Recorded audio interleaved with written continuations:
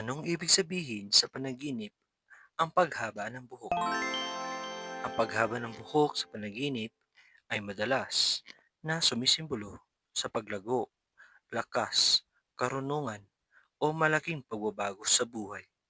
Maaari rin ito mga hulugan na handa ka ng palawakin ang iyong pag-iisip o harapin ang mga bagong hamon sa ibang interpretasyon. Maaaring ito ay nagpapahiwatig ng lumalaking problema o inis sa totoong buhay.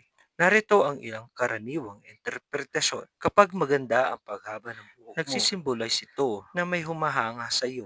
Kapag ang buhok mo naman ay nagpapagulo sa mukha mo, ito ay may mga kakaharapin kang problema ayon sa problema na iyong kinakaharap. Yun lamang.